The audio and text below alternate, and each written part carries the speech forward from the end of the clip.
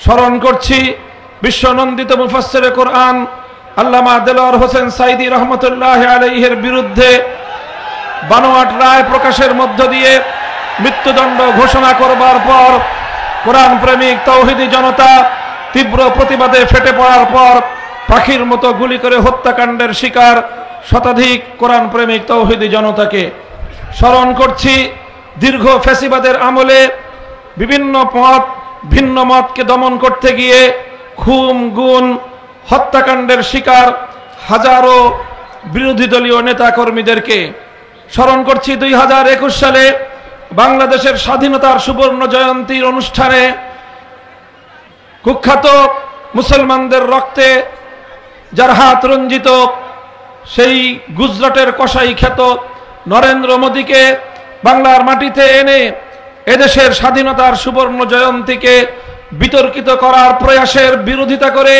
প্রতিবাদ জানিয়ে শান্তিপূর্ণ বিক্ষোভ প্রদর্শনকালে হেফাজতে ইসলামের প্রায় 25-30 জন নেতাকর্মী যাদেরকে পাখির মতো গুলি করে হত্যা করা হয়েছিল তাদেরকে সর্বশেষ 2024 সালে ফ্যাসিবাদের বিরুদ্ধে সংগ্রাম করতে গিয়ে বৈষম্যহীন বাংলাদেশ গড়তে গিয়ে খুনি হাসিনার লেলিয়ে দেওয়া সন্ত্রাসী যুবলীগ ছাত্রলীগ হাতুড়ি লীগ হেলমেট লীগ এবং প্রশাসনের মধ্যে ঘাটতি মেরে থাকা শেখ হাসিনার দলীয় সাঙ্গপাঙ্গদের হেলিকপ্টার সহ স্নাইপার সহ নানা মরণঘাতী মারণাস্ত্রের সাহায্যে বিভিন্ন অস্ত্রের সাহায্যে গুলি করে ঠান্ডা মাথায় খুনের শিকার দেড় সহস্র বাংলার দামাল কামাল ছাত্র জনতা সহ সকল বীর শহীদানদেরকে সংগ্রামী সাথী ও বন্ধুগণ যারা রক্ত দিয়েছিল একটি ফ্যাসিবাদ মুক্ত বাংলাদেশ দেখার জন্য যারা জীবন দিয়েছে ফ্যাসিবাদের পতনের জন্য যারা জীবন দিয়েছে বৈষম্যহীন একটি বাংলাদেশ গড়বার জন্য যারা জীবন দিয়েছে অনেকেই যারা জীবন দিয়েছে আল্লাহর জমিনে আল্লাহর নবীর ইজ্জতের হেফাজতের জন্য আল্লাহর জমিনে আল্লাহর কোরআনের কথাকে বাধা মুক্তভাবে বলার পরিবেশ তৈরি করবার জন্য কাজেই সেই সকল বীর শহীদানদের শাহাদাতের প্রতি যদি আমরা শ্রদ্ধা প্রদর্শন করতে ব্যর্থ হই তাদের শাহাদাত বরণ করার কথা যদি আমরা বেমালুম ভুলে যাই দেশ যদি ভুলে যায় প্রশাসন যদি ভুলে যায় সরকার বা রাষ্ট্র যদি ভুলে যায় এটা হবে জাতীয় গাদ্দারি শহীদদের সাথে গাদ্দারি যে কোনো মূল্যে এই সকল বীর শহীদানদেরকে আমাদের স্মরণ রাখতে হবে তাদের যে আত্মত্যাগের যে উদ্দেশ্য ছিল বৈষম্যহীন জুলুম মুক্ত একটি সমাজ আমাদেরকে গড়তেই হবে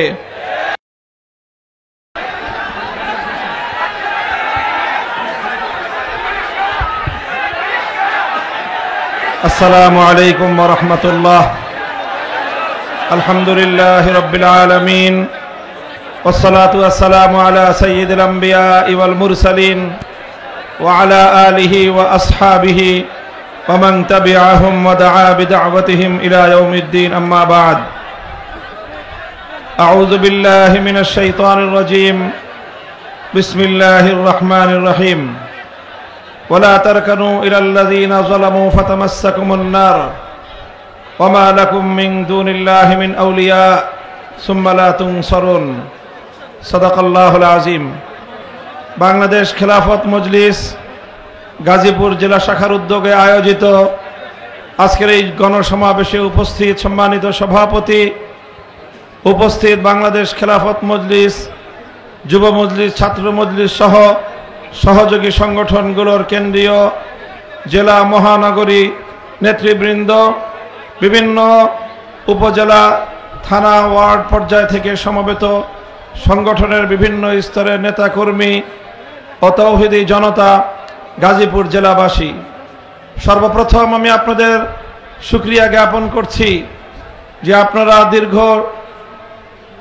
দীর্ঘ সময় ধরে প্রতিকূল আবহাওয়া উপেক্ষা করে আজকের আমাদের এই গণসমাবেশকে একটি গণসমুদ্রে পরিণত করে দীর্ঘ সময় অপেক্ষমান রয়েছেন আল্লাহ রাব্বুল আলামিন আপনাদের সকলকে উত্তম বিনিময় দান করুন আমি সর্বপ্রথম মহান রব্বুল আলামিনের শুকরিয়া আদায় করি যে রব্বুল আলামিন বাংলাদেশের মানুষের বুকের উপর থেকে জগদ্দল পাথরের মতো চেপে বসা ইতিহাসের জঘন্যতম স্বৈরাচারী শাসক শেখ হাসিনাকে উৎখাত করে দিয়ে এদেশের মানুষকে মুক্ত বাতাসে মুক্ত আকাশে নিঃশ্বাস গ্রহণ করার সুযোগ করে দিয়েছেন। আল্লাহুম্মা লাকাল হামদু ওয়া লাকাশ শুকর। এরপর আজকের এই সুবর্ণ সময়ে বিজয়ের এই মুহূর্তে স্মরণ করছি আমি ওই সকল বীর শহীদানদেরকে যাদের রক্তের বিনিময়ে বাংলাদেশ আজ নতুনভাবে স্বাধীনতা অর্জন করেছে। 2009 সালের পিলখানা ট্র্যাজেডির 57 জন দেশপ্রেমিক সেনা কর্মকর্তা, 2013 সালে শাপলা চত্বরে নবী প্রেমিক আশেকে রসুল হেফাজতে ইসলাম বাংলাদেশের নেতা কর্মী শত শহীদের রক্তে ভেজা শাপলা চত্বরের শহীদানদের কথা। সংগ্রামী সাথী ও বন্ধুগণ, আমি মঞ্চে দাঁড়িয়ে স্মরণ করিয়ে দিতে চাই এবং সতর্ক করতে চাই একটি বিষয়ে, বিশেষ করে আগস্ট বিপ্লবের সেই সম্মুখ সমরের সংগ্রামী ছাত্র জনতাকে এবং এদেশের আলেম সমাজ, দায়িত্বশীল সমাজকে একটি কথা আমি স্মরণ করিয়ে দিচ্ছি বারবার। স্বাধীনতা অর্জন করা যতটা কঠিন, স্বাধীনতা রক্ষা করা তার চেয়েও বেশি কঠিন। আর বিশেষভাবে এই দেশের মানুষের একটি তিক্ত অভিজ্ঞতা রয়েছে। সে কারণে আমাদেরকে স্বাধীনতা অর্জন করার পর, বিজয় অর্জন করার পর সেই বিজয় ছিনতাইকারীদের হাত থেকে রক্ষা করবার জন্য আমাদেরকে অনেক বেশি মনোনিবেশ করতে হবে। আমরা দেখেছি 1971 সালে যখন এই স্বাধীন বাংলাদেশের অভ্যুদয় ঘটে, স্বাধীন বাংলার এই মানচিত্র খুব অল্প সংগ্রামের মধ্য দিয়ে আমরা অর্জন করিনি। এই বাংলার মানচিত্র আমাদেরকে পেতে গিয়ে তিনটি আধিপত্যবাদের বিরুদ্ধে লড়াই করতে হয়েছিল। আমাদেরকে লড়তে হয়েছিল 200 বছরের ব্রিটিশ বেনিয়া সাম্রাজ্যবাদী শক্তির বিরুদ্ধে। আমাদেরকে লড়তে হয়েছিল সেই 1905 সাল থেকে 1947 সাল পর্যন্ত পশ্চিমবঙ্গের দাদাবাবুদের বিরুদ্ধে, যারা পূর্ববঙ্গের মুসলিম সভ্যতা এবং ইসলামী জাতিসত্তার বিরুদ্ধে ঘোরতর বিরোধী ছিল। সাম্প্রদায়িক রবীন্দ্রনাথ ঠাকুরদের নেতৃত্বে যারা এই পূর্ববঙ্গের মুসলমানদের উত্থানের বিরুদ্ধাচরণ করেছিল, তারা এর বিরুদ্ধে লড়াই করে পশ্চিম বাংলার খবরদারি মুক্ত একটি পূর্ব বাংলা 1947 সালে গঠন করতে হয়েছিল। আর তৃতীয় সংগ্রাম ছিল পশ্চিম পাকিস্তানি খান পাঠানদের বিরুদ্ধে। আমরা যাদেরকে বলেছিলাম তোমরা আমাদের ভাই, আমরা তোমাদের ভাই হতে চাই, তারা আমাদেরকে বলেছিল তোমরা বাঙালি, তোমরা হবে আমাদের দাস, আমরা হব তোমাদের প্রভু। আমরা পরিষ্কার বলে দিয়েছিলাম আমরা মুসলমান, আমাদের একমাত্র প্রভু আরশের মালিক। এই জমিনে আমাদের বন্ধু থাকতে পারে, কোনো প্রভু থাকতে পারে না। আমাদের উপর যদি কেউ প্রভুত্ব ফলাতে আসে, সে যত বড় শক্তি হোক না কেন, সেই প্রভুত্ব ফলাবার যে হাত আমাদের দিকে এগিয়ে আসে, সে হাত আমরা ভেঙে গুড়িয়ে দিতে চাই। সংগ্রামী সাথী ও বন্ধুগণ, এইভাবে তিনটি আধিপত্যবাদের বিরুদ্ধে লড়াই করে 200 বছরের সংগ্রামের মধ্য দিয়ে এই স্বাধীন বাংলাদেশের অভ্যুদয় হয়েছিল। যেই সংগ্রাম সূচনা হয়েছিল ইনশাআল্লাহ বলে, অর্থাৎ আল্লাহ পাকের উপর অবিচল আস্থা এবং বিশ্বাসের মধ্য দিয়ে স্বাধীনতার ডাক এসেছিল। আর এই স্বাধীনতার কমিটমেন্ট ছিল, জাতির সঙ্গে অঙ্গীকার ছিল, কোরআন সুন্নাহ বিরোধী কোনো আইন এদেশে তৈরি করা হবে না। আমি ইতিহাসের রেফারেন্স বলছি। 1970 সালের জাতীয় নির্বাচনের আমি সেই ইশতেহারের কথা বলছি, যে ইশতেহারে কোরআন সুন্নাহ বিরোধী কোনো আইন তৈরি না করবার অঙ্গীকার করা হয়েছিল এই জাতির সঙ্গে। এরপরে আমরা কি দেখলাম? এরপরে দেখলাম আমরা মিথ্যাচারের ইতিহাস। এরপরে আমরা দেখলাম আমাদের বিজয়কে ছিনতাই করবার ইতিহাস। এরপরে আমরা দেখলাম হাজারো শহীদের রক্তের সঙ্গে বেঈমানি করবার ইতিহাস।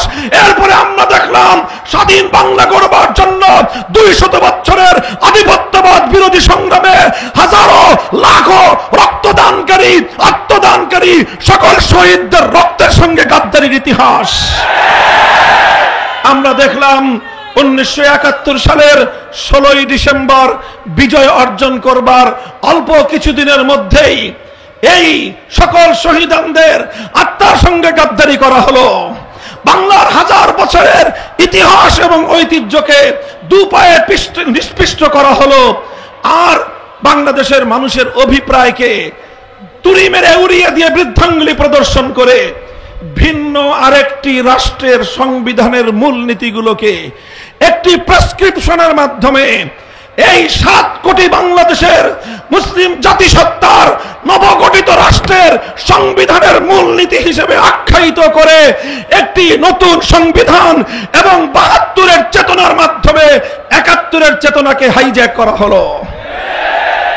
সংগ্রামী সাথী ও বন্ধুগণ, এটি একটি নির্মম ইতিহাস, এটি একটি ছিনতাইয়ের ইতিহাস, এটি একটি জাতির বিজয়কে ছিনিয়ে নেওয়ার ইতিহাস, এটি একটি হাইজ্যাকের ইতিহাস। 1971-এর চেতনাকে 72-এর চেতনার মাধ্যমে গিলে খাওয়ার ইতিহাস। আমরা স্পষ্ট ভাষায় বলতে চাই, বাংলাদেশ 71 সালে স্বাধীনতা লাভ করেছিল, 72 সালে নয়। যারা দীর্ঘ অর্ধ শতাব্দীকাল পর্যন্ত 72-এর চেতনার মাধ্যমে আমাদের 71-এর চেতনাকে দমিয়ে রেখেছে, তাদের বিরুদ্ধে 2024 সালে নতুন স্বাধীনতার যুদ্ধ হয়েছে। কাজেই এই যে 1971 সালের এই নির্মম ঘটনা, এই দুঃখজনক ঘটনা থেকে আজকে 2024 সালের 5ই আগস্টের নতুন আখ্যায়িত স্বাধীনতাকে রক্ষা করবার জন্য বিজয়ী ছাত্র জনতাকে, আলেম সমাজকে, দেশপ্রেমিক জনতাকে ঐক্যবদ্ধ থাকতে হবে। যে কোনো মূল্যে ষড়যন্ত্রকারীদের চক্রান্ত রুখে দিতে হবে। পতিত স্বৈরাচারী সরকার এবং তার দোসররা কিন্তু বসে নাই। ভীরু কাপুরুষের মতো পালিয়ে যাওয়া, ভীরু কাপুরুষের মতো পালিয়ে গিয়ে বাংলাদেশের মান সম্মানকে বিশ্ব দরবারে ধুলোয় মিশিয়ে দেওয়া শেখ হাসিনা এবং তার দোসররা কিন্তু বসে নাই। প্রশাসনের বিভিন্ন জায়গায়, বিভিন্ন গুরুত্বপূর্ণ চেয়ারে এখনো ঘাপটি মেরে বসে আছে তাদের পতিত স্বৈরাচারের অনেক দোসর, তাদের লেসপেন্সার, তাদের অনেক দালাল গোষ্ঠী এখনো বসে আছে। আর বাংলাদেশকে আগস্ট বিপ্লবের বিরুদ্ধে নতুন এক ধারায় পরিচালিত করবার ষড়যন্ত্র চক্রান্ত করছে। শেখ হাসিনা রাজনীতি করেছিল ইসলামের বিরুদ্ধে, শেখ হাসিনার রাজনীতি ছিল কোরআনের বিরুদ্ধে, শেখ হাসিনার রাজনীতি ছিল নবী প্রেমিকদেরকে গুলি করে হত্যার রাজনীতি, শেখ হাসিনার রাজনীতি ছিল বাংলাদেশের কোরআনের মাহফিলগুলোতে 144 ধারা জারি করার রাজনীতি। শেখ হাসিনা এবং তার সরকার কিভাবে দেশের আলেম সমাজের বিপ্লবী কণ্ঠগুলোকে স্তব্ধ করে দেওয়ার পায়তারা করেছিল, বাংলাদেশের মানুষ তার জ্বলন্ত সাক্ষী। কি বলবো আমি, আমার কথাই শুধু যদি বলি, বাংলাদেশের কোথাও আমাকে কোরআনের কথা বলতে দেওয়া হয় নাই। যেখানে আমার কোন মাহফিলের ঘোষণা দেওয়া হয়েছে, 144 জারি করে আমাদের মাহফিলগুলোকে বানচাল করে দেওয়া হয়েছে, আমাদের লোকগুলোকে গ্রেফতার করা হয়েছে। আমাকে গ্রেফতার করার পর যখন আমার ভাইয়েরা আমার মুক্তির জন্য তারা রাজপথে নামতে চেয়েছে, তারা সংগ্রাম করতে চেয়েছে, তাদেরকে উপর্যুপরি গ্রেফতারের মাধ্যমে নির্যাতনের স্টিম রোলার চালানো হয়েছে। এই গাজীপুরের এই রাজবাড়ী মাঠে আমার মুক্তির জন্য কোন একটি সমাবেশ করার অনুমতি চেয়েও আমরা পাইনি। আল্লাহ পাক রব্বুল আলামিন আজ সে মাটিতে মুক্ত পরিবেশে শান্তিপ্রিয় সমাবেশ করার তৌফিক আল্লাহ আমাদেরকে দান করেছেন। আমরা প্রতিশোধের রাজনীতি করতে চাই না। আমাদের প্রতিশোধ হবে আদর্শের মাধ্যমে, আমাদের প্রতিশোধ হবে আল্লাহর কোরআনের জয়গান গাওয়ার মধ্য দিয়ে। আমরা এই স্বাধীন বাংলাদেশে আমরা স্বাধীনভাবে আল্লাহর কোরআনের কথা বলবো। যারা কোরআনের কথা শুনতে পছন্দ করেন না, আপনাদেরকে বলে দেই, আপনাদের আপার মতো আপনাদের জন্য সীমান্তের দুয়ার খোলা আছে, চলে যেতে পারেন অন্য কোথাও। এই শাহজালালের বাংলাদেশ, শামাদ্দমের বাংলাদেশ, খানজাহান আলীর বাংলাদেশ, হাফিজ জিল হুজুরের বাংলাদেশ, শাইখুল হাদিসের বাংলাদেশ, মুফতি আমিনীর বাংলাদেশ, আল্লামা আহমদ শফির বাংলাদেশ, জুনায়েদ বাবুনগরীর বাংলাদেশ, মুহিবুল্লাহ বাবুনগরীর বাংলাদেশে কোরআনের কথা বলবো। সহ্য না হলে বাংলাদেশ ছেড়ে চলে যাও।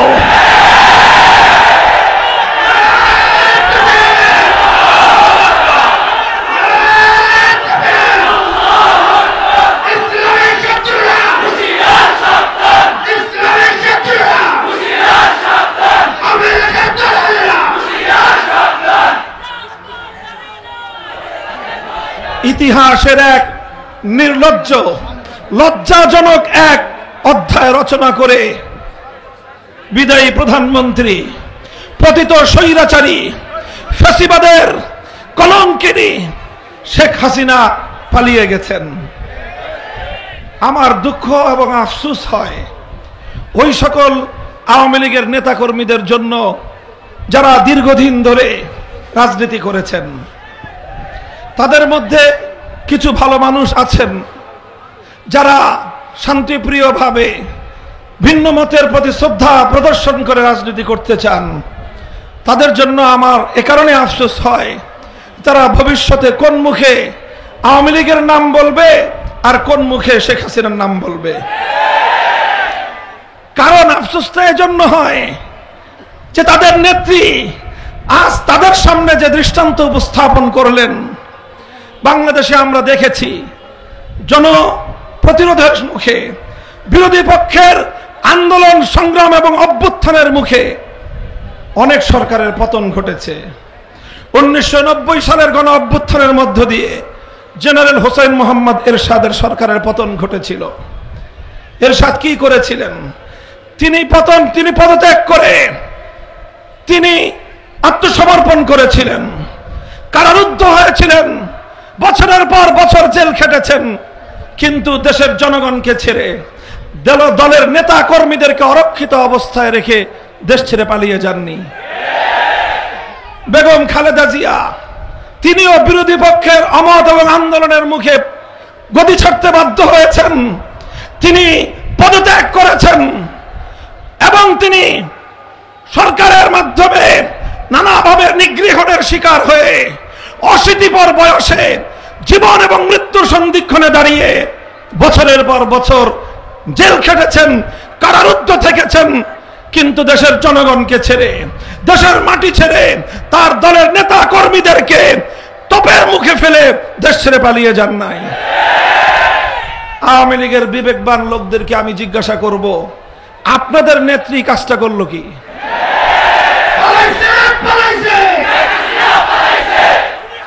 আমরা কিছু বলবো না, আপনাদের বিবেকের বদ্ধ দুয়ারটা খুলে দিয়ে আজকে রাত্রে বাড়িতে গিয়ে ঘুমাবেন আর নিজের কাছে, বিবেকের কাছে প্রশ্ন করবেন, আপনার নেত্রী যেই কাজটা করলো, তিনি এই কয়েকদিন আগেও বলেছিলেন শেখ হাসিনা পালায় না। আপনারা ওনার সুরে সুর মিলায়ে বলেছিলেন শেখ হাসিনা পালায় না। আমি এখন আপনাদের কাছে প্রশ্ন করতে চাই, শেখ হাসিনা পালিয়েছে না পালায় নাই? শেখ হাসিনা পালিয়েছে, সারা পৃথিবী দেখেছে তিনি পালিয়েছেন। আমরা 2013 সালে বলেছিলাম আপনারা মাসের পর মাস শাহবাগ চত্বরটাকে ইমরান এইড সরকারদের দখলে ছেড়ে রাখলেন। আমরা আল্লাহর নবীর ইজ্জতের হেফাজতের জন্য শাপলা চত্বরে গিয়ে চুপ থাকতে দেন নাই। আমরা তখনই বলেছিলাম কোন পথে পালাবেন সে পথ দেখার চেষ্টা করুন। পালাবার পথ খুঁজে বের করার চেষ্টা করতে বলেছিলাম, এই জন্য আমার উপরে খুব ক্ষিপ্ত হলেন উনি। আমি বলেছিলাম আপনার বাবা মারা গেছেন, উনি একজন আমাদের ধারণা মতে মুসলমান, কাজে একজন মরহুম মুসলিমের এভাবে মূর্তি বানায় তাকে পরজগতে আযাবের সম্মুখীন করবেন না, এটা আপনার বাবার বিরুদ্ধে, বাবার পক্ষে তার জন্য কল্যাণকামিতা হবে না, এটা হবে সন্তান হিসেবে বাবার সর্বনাশ ঘটনার নামান্তর। এভাবে মূর্তি বানিয়ে তাকে জাতির সামনে কলঙ্কিত করবেন না। আমাদের কথা পছন্দ হলো না। আমরা কেন মূর্তির বিরুদ্ধে কথা বললাম? এজন্য তিনি আমাদের কণ্ঠরুদ্ধ করে দেওয়ার চেষ্টা করলেন। ভাস্কর্যের বিরুদ্ধে কথা বলবার অপরাধে জাতীয় সংসদে দাঁড়িয়ে আমাদের ট্যাক্সের পয়সা দিয়ে নির্মিত সংসদে তিনি আমাদের বিরুদ্ধে কথা বললেন। তিনি জাতির কাছ থেকে আমাকে বিচ্ছিন্ন করার পায়তারা চালালেন। আমাদের কোনো পরামর্শই তো শুনলেন না। এরপরে 5ই আগস্ট এদেশের মানুষ কি দেখলো? আপনি বাংলাদেশের জাতীয় রাজস্বের শত শত কোটি টাকা খরচ করে ব্যয় করে আপনার বাবার যেই সকল মূর্তিগুলো নির্মাণ করেছিলেন, আজকের স্বাধীন বাংলাদেশে দাঁড়িয়ে আমি আপনাকেই প্রশ্ন করতে চাই, আপনার বাবার নির্মিত সেই মূর্তিগুলোর কি পরিণাম হয়েছে? এর জন্য আপনার বাবাকে এভাবে কলঙ্কিত করবার জন্য একমাত্র আপনি দায়ী। যারা বঙ্গবন্ধুকে সম্মান করেন, শ্রদ্ধা করেন, অন্তত আপনারা কোনদিন শেখ হাসিনার নাম মুখে উচ্চারণ করতে পারেন না। সংগ্রামী সাথী ও বন্ধুগণ, কথাগুলো শুধু আমি বিদায়ী এবং পতিত একজন স্বৈরাচারী সরকারের সমালোচনা হিসেবেই বলছি না, আমি বলছি আগামী দিনে যারা ক্ষমতার মসনদে এসেছেন, আসবেন, আসতে চান, আপনারা এখান থেকে শিক্ষা গ্রহণ করুন। ফাতাবিরু ইয়া উলিল আবসার। আমরা আমাদের কথা পরিষ্কার, আমি সেদিনও বলেছিলাম, আজও বলছি, একটি মুসলিম দেশ, যে দেশ মুসলিম জাতিসত্তার উন্মেষ ঘটাবার জন্য, বাঙালি মুসলিম জাতির উত্থান ঘটাবার জন্য 200 বছর আমাদের পূর্বপুরুষরা লড়াই করেছিল। লড়াই করেছিল হাজী শরীয়তুল্লাহ, লড়াই করেছিল মীর নেসার আলী ওরফে তিতুমীর, লড়াই করেছিল ফকির মজনু শাহ, আর লড়াই করেছিল দীর্ঘ একটা সময় পর্যন্ত এদেশের আলেম সমাজ। এত সংগ্রাম, এত লড়াইয়ের মধ্য দিয়ে যে মুসলিম জাতিসত্তার উন্মেষ ঘটেছিল, সেখানে আপনারা হিন্দুত্ববাদ আর হিন্দুয়ানি মূর্তির কালচার বাস্তবায়ন করার পায়তারা চালিয়েছিলেন। এদেশের মানুষ সেটাকে ভালোভাবে নেয় নাই। আগামী দিনেও কেউ যদি চেষ্টা করেন, আমি আপনাদেরকে পরামর্শ দিব, 5ই আগস্টের শেখ মুজিবুর রহমান সাহেবের মূর্তিগুলো দেখে আগামী দিনে সকল রাষ্ট্রনায়করা শিক্ষা গ্রহণ করবেন। আমরা ভাস্কর্যের বিরোধিতা করেছিলাম, সে ভাস্কর্য হোক বঙ্গবন্ধুর, সে ভাস্কর্য হোক জিয়াউর রহমানের, সে ভাস্কর্য হোক এরশাদের, সে ভাস্কর্য আমার বাবার হলো। আমি বলেছিলাম আমাদের হাতে ক্ষমতা আসলে সব ভাস্কর্য আমরা ভেঙে গুড়িয়ে দেব। আজও আমাদের সেই কথা, আমাদের কথা হিন্দু ধর্মাবলম্বীদের উপাসনালয়ে রক্ষিত কোনো মূর্তি নিয়ে আমাদের কোনো কথা নাই। আমরা তাদের কাছে ঈমানের দাওয়াত দেই, স্বেচ্ছায় ইসলাম গ্রহণ করার আহ্বান জানাই, কিন্তু তাদেরকে তাদের ধর্ম ছেড়ে দিয়ে তাদের ধর্মীয় উপাসনালয়ে মূর্তি রাখার ব্যাপারে আমাদের কোনো বক্তব্য নাই। তোমরা তোমাদের মূর্তি পূজা করো, তোমরা একত্ববাদের দিকে আসলে জাহান্নাম থেকে মুক্তি পাবে, অন্যথায় তুমি তোমার ধর্ম নিয়ে তুমি থাকো। আমরা তোমাদের সংখ্যালঘু হিসেবে মুসলিম দেশে অবস্থানকারী তোমাদের সকল ধরনের নিরাপত্তার দায়িত্ব আমরা গ্রহণ করেছি। 5ই আগস্টের পর বাংলাদেশের মানুষ দেখেছে এদেশে কোনো সাম্প্রদায়িক সংঘাত নাই। এদেশের হিন্দুদের মন্দির, বৌদ্ধদের প্যাগোডা, খ্রিস্টানদের গির্জা রাতের ঘুম মারি দিয়ে, রাতের ঘুমকে হারাম করে দিয়ে আলেম সমাজ, তাওহীদি জনতা, ইমাম সাহেবান, হেফাজতে ইসলামের নেতা কর্মীরা, খেলাফত মজলিস, বাংলাদেশ খেলাফত মজলিসের নেতা কর্মীরা রাতের ঘুম মার দিয়ে, রাতের ঘুমকে হারাম করে তারা এই সংখ্যালঘুদের নিরাপত্তার দায়িত্বে নিয়োজিত ছিল। বাংলাদেশের 5ই আগস্টের পর কোথাও সংখ্যালঘু নির্যাতনের কোনো ঘটনা নাই। কারণটা কি? আগে কেন ঘটতো?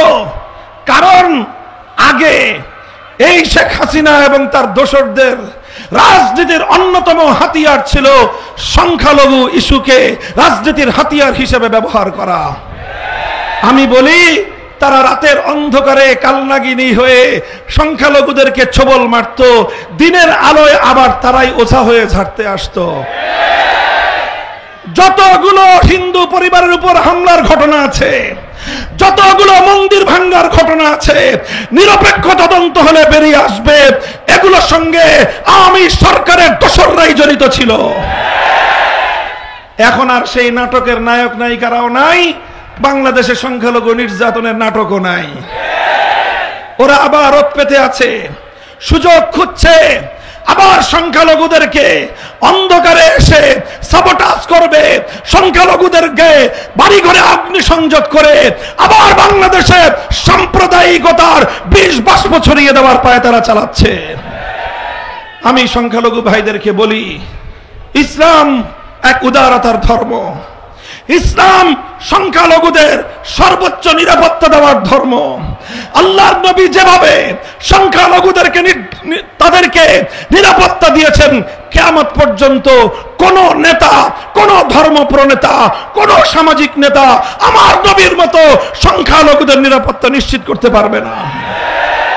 সংগ্রামী সাথী ও বন্ধুগণ, সংখ্যালঘুদের অধিকারের পাশাপাশি মনে রাখতে হবে 200 বছরের আমাদের সংগ্রাম ছিল বাঙালি মুসলিম একটি জাতিসত্তা গড়ে তোলা। কাজেই 90% মুসলমানের, 90% মুসলিম জাতির যদি তাদের সেন্টিমেন্টের প্রতি, তাদের ধর্মীয় আবেগ অনুভূতির প্রতি শ্রদ্ধা প্রদর্শন না করা হয়, কোনোদিনও বাংলাদেশ এগিয়ে যেতে পারবে না।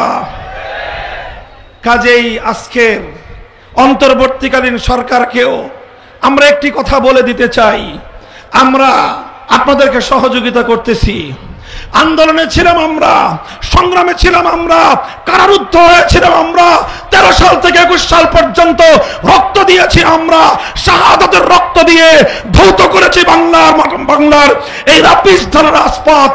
আমরা সব জায়গায় ছিলাম এবং বিজয়ের পরে আমরা সংখ্যালঘুদেরকে পাহারা দিয়েছি। আমরা চাঁদাবাজ মাস্তানদের হাত থেকে ব্যবসায়ীদের নিরাপত্তা দেওয়ার চেষ্টা করেছি। আজও পর্যন্ত আপনাদের সহযোগিতায় নিরলসভাবে আমরা কাজ করে যাচ্ছি, ভবিষ্যতেও আমরা কাজ করে যাওয়ার ইচ্ছা রাখি। তবে শুধু আমাদের একতরফা ইচ্ছা দিয়ে হবে না, আমাদের সহযোগিতা পাওয়ার জন্য আপনাদের ইচ্ছা থাকতে হবে। আমি একটা কথা বলেছিলাম, আমরা গায়ে পড়ে সহযোগিতা করতে চাই। আপনারা যদি পা দিয়ে ঠেলে দিতে চান তাহলে পরিণামটা খুব ভালো কারোর জন্যই হওয়ার কথা না। আমি নাকি কড়া করে বলি, নরমাল করেই বললাম, আরো নরম করে বলতে আমরা জানি, কিন্তু আবার প্রয়োজনে আমরা বজ্রের মতো গর্জনা দিতে জানি, আমরা আপোষের হাত বাড়িয়ে দিতে জানি, আবার গাদ্দারির কাঁধের উপর আমাদের হাত উত্তোলন হতে এতটুকু কেঁপে ওঠে না। সংগ্রামী সাথী ও বন্ধুগণ, আমি অন্তর্বর্তীকালীন সরকারকে বলবো, খবরদার, হিন্দুত্ববাদ এদেশের মানুষ পছন্দ করে না। হিন্দুরা হিন্দুদের ধর্ম নিয়ে থাকবে। 90% মুসলিম জাতিসত্তার সন্তানদের উপর, আগামী প্রজন্মের উপর হিন্দুত্ববাদ চাপিয়ে দেওয়ার ষড়যন্ত্র আমরা অতীতেও বরদাস্ত করি নাই, ভবিষ্যতেও বরদাস্ত করব না। হিন্দুত্ববাদের জায়গায় যদি আবার নতুন করে নাস্তিক্যবাদ ছড়িয়ে দিতে চান, স্কুলে আমাদের কোমলমতি সোনামণিদেরকে যদি আপনারা নাস্তিক্যবাদে দীক্ষিত করতে চান, মনে রাখবেন আমরা যেভাবে হিন্দুত্ববাদের মোকাবেলা করেছি, নাস্তিক্যবাদের মোকাবেলা এর চেয়ে আরো কঠোরভাবেই করব আমরা। পরিণাম কি হবে ভাববার সময় আমাদের নাই। ইসলামের প্রশ্নে, দেশ এবং মানবতার প্রশ্নে মাথায় কাফনের কাপড় বেঁধেই আমরা রাস্তায় নামি। বহুবার এই ইতিহাস আমরা রচনা করেছি। আমরা জানি ইসলাম জিন্দা হতা হ্যায় হর কারবালা কে বাদ। যখন আমার সন্তানের রক্ত ঝরবে, যখন আমার রক্ত ঝরবে, সেই ইমানদার শহীদের রক্তের উপরেই ইসলাম নামক বৃক্ষটি গড়ে উঠবে। আমরা বলতে চাই, নাস্তিক্যবাদ আমরা দেখতে চাই না। শিক্ষা কমিশন আপনারা ভেঙে দিয়েছেন, জাতীয় গণমাধ্যমে সংবাদ ছেপেছে, এতটুকুকে আমরা স্বাগত জানাই। কিন্তু মনে রাখবেন, এখানে আমার বক্তব্য, আমাদের কথা শেষ নয়। আমরা শিক্ষা কমিশনের শেষ পরিণাম পর্যন্ত গভীর পর্যবেক্ষণ করব। চিহ্নিত কোন ইসলাম বিদ্বেষীকে বাংলাদেশের শিক্ষা কমিশনে বরদাস্ত করব না। আমরা নিরপেক্ষ সাধারণ মানুষ যারা আছেন তাদেরকে দিয়ে শিক্ষা কমিশন গঠন করুন। আমরা বলি না আমাদের আলেম ওলামাদেরকে দিয়ে শিক্ষা কমিশন ভরে ফেলুন। আমরা শুধু এতটুকু আবদার করি, 90% মুসলমানদের দেশের শিক্ষা কমিশনে শিক্ষা এবং পাঠ্যসূচি নির্ধারণের ক্ষেত্রে আলেম সমাজের কন্ট্রিবিউশন থাকা দরকার। একজন অন্তত আলেম প্রতিনিধি রাখুন, ইসলামী শিক্ষাবিদ রাখুন, এরপরে অন্যান্য বিভাগ থেকে রাখুন, যাতে এমন কোন পাঠ্যসূচি আমার সোনামণিদের জন্য প্রণীত না হয় যেটা আমার সন্তানের ঈমানকে হরণ করতে পারে। মনে রাখবেন, আগামী প্রজন্মের ঈমানকে রক্ষা করবার জন্য আমরা যুদ্ধ করতে প্রস্তুত থাকি। আরেকটা কথা, এটাই আমার সর্বশেষ পয়েন্ট। আন্তর্জাতিক মানবতা বিরোধী যে আন্তর্জাতিক মানবতা বিরোধী দমন, মানবাধিকার বিরোধী দমন যে আইন, সেই দমন আইনের সংস্কারের মাধ্যমে নতুন কিছু ধারা অন্তর্ভুক্ত করার প্রস্তাবনা এসেছে। তার মধ্যে 3টি ইস্যু খুব স্পর্শকাতর। 1 নম্বর, ট্রান্সজেন্ডারের নামে সমকামিতাকে বাংলাদেশে বৈধতা দেওয়ার পায়ে তারা চলছে। 2 নম্বর, ম্যারিটারিয়াল রেপ, বৈবাহিক ধর্ষণের আখ্যা দিয়ে স্ত্রীর উপর আল্লাহ প্রদত্ত স্বামীর অধিকার খর্ব করবার পায়ে তারা চলছে। 3 নম্বর, জোরপূর্বক গর্ভধারণ ইত্যাদি শিরোনামে আল্লাহ প্রদত্ত প্রতিটি দম্পতির স্বাভাবিক নরমাল সম্পর্ককে বিঘ্নিত করে প্রতিটি দম্পতির মধ্যে ঘরে ঘরে অশান্তির আগুন জ্বালিয়ে দেবার পায়ে তারা করছেন। মনে রাখবেন, আল্লাহ প্রদত্ত প্রতিটি দম্পতির যেই অধিকার, সেই অধিকার যদি হাত দেওয়ার চেষ্টা করেন, আমরা আমাদের পরিণামের কথা চিন্তা করার সুযোগ পাব না। সে হাত আমরা ভেঙে গুড়িয়ে দিতে উদ্যত হব। 3 নম্বর ইস্যু হলো, ভারতে একের পর এক ঘটনা ঘটছে। আমার নবীর ইজ্জতের বিরুদ্ধে কটূক্তি করা হচ্ছে। নূপুর শর্মা থেকে আজকে রামগিরি মহারাজ পর্যন্ত একটার পর একটা আমার নবীর ইজ্জত নিয়ে আপনারা ছিনিমিনি খেলছেন।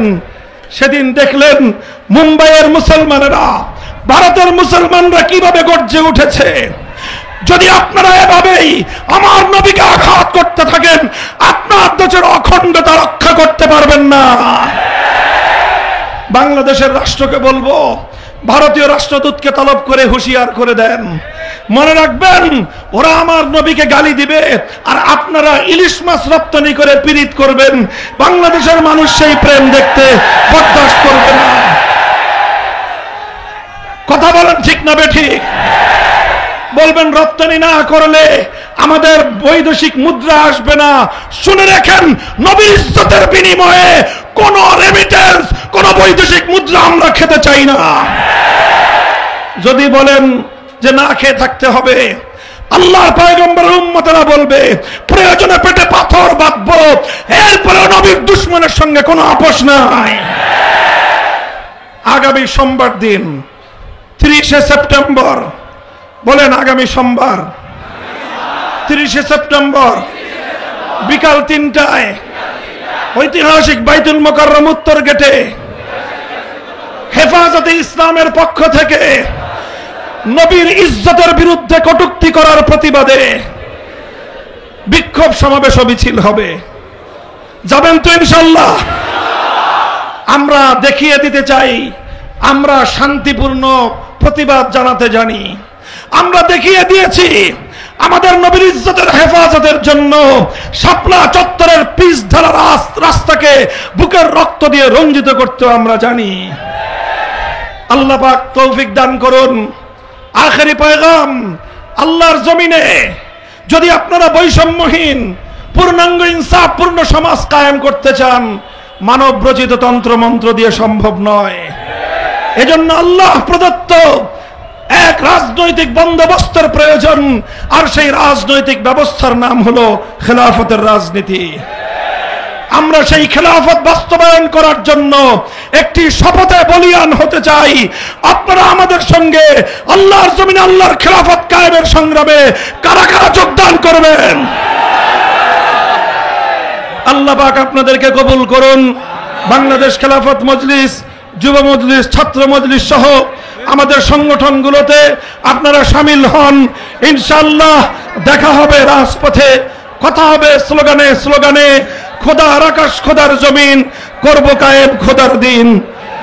ধর্ম বর্ণ ভিন্ন মত, সবার জন্য খেলাফত। সেই খেলাফতের আহ্বান জানিয়ে বক্তব্য শেষ করলাম। ওয়া আখিরু দাওয়ানা আলহামদুলিল্লাহি রাব্বিল আলামিন। বাংলাদেশ জিন্দাবাদ, বাংলাদেশ খেলাফত মজলিস জিন্দাবাদ। নাসরুম মিনাল্লাহি ওয়া ফাতহুন করিব। সুবহানাল্লাহি ওয়া বিহামদিহি, সুবহানাকা আল্লাহুম্মা বিহামদিকা, আশহাদু আল লা ইলাহা ইল্লা আনতা, আল্লাহুম্মা আমিন বিরহমাতিকা ইয়া আরহামার রাহিমিন। আসসালামু আলাইকুম ওয়া রাহমাতুল্লাহ। ভাই যারা ভ্রমণ